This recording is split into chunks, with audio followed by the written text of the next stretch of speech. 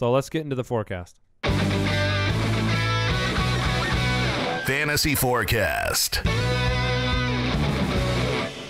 All right, we got a lot of good games this week, including Thursday night's game coming up tonight. Yeah. Are you excited about this? Joe or is the Flacco shine off of it because of the versus big Michael Vick.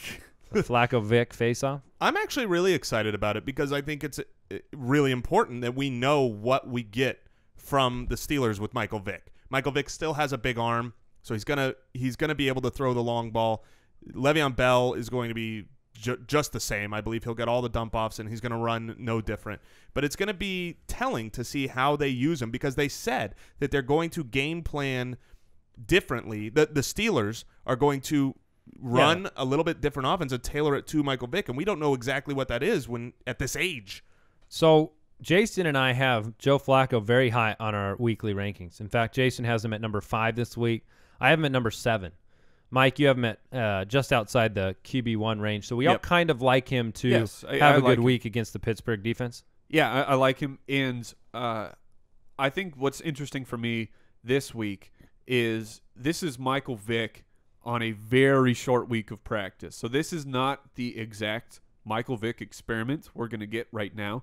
It's a great opportunity because the Ravens' passing D has just been giving it up to everybody. But this is what I'll say. If Antonio Brown has a bad game, the streak is on the line tonight, the 5 for 50. This could be the end because of the situation. Yeah, this could be the end of the streak. If Antonio Brown has a lower game, I am buying immediately. If there's a panicky owner, which they probably won't, but somewhere there's going to be an owner who panics because some people already were. This would be validation for that mindset. This is Michael Vick on very short practice. Next week he has even more days to practice and get it together. So that's something to watch. Yeah, that's great. Justin Forsett, I was going to say, this is if C.J. Anderson was on the line last week, which I actually don't think he was. I'm okay on C.J. Anderson this week based on injuries, based on comments from the coaches. But Justin Forsett has a good matchup, and he's been getting opportunities. Really? So they're 9th against the run, the Steelers are. Yeah, but Forsett, I mean, from my perspective, I think he's going to have the carry load, and he's going to have it out of the backfield. He's had 4 a week. He's got to do more than 16 yards out of the backfield. What was the stat you were talking about last year?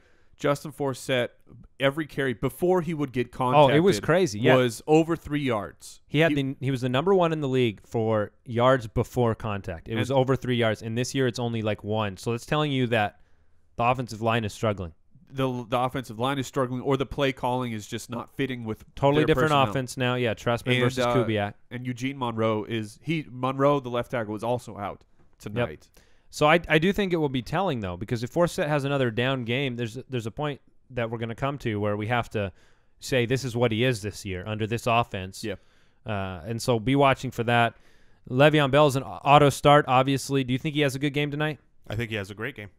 Yeah, I like him. I think the even though it's Michael Vick is different, the offensive line is not different. And Todd Haley, for all of his failures in Kansas City as a head coach, has proven to be a spectacular offensive coordinator. We have him. Jason has Lev Bell number 1. I have number 2. Mike has him number 2 this week. All right, let's talk about the wide receivers. Steve Smith's the only starter, I assume, from Baltimore. On the field, yes. Yes, that is correct. Unless you want to go crazy with Max Williams. Right. And then what about Kamar Aiken? Should we mention him? Deep league, any value there? I mean, if Joe Flacco's because of the passing defense? Because Pittsburgh has been letting up a bunch of, you've got an 0-3 Baltimore team that desperately needs a win.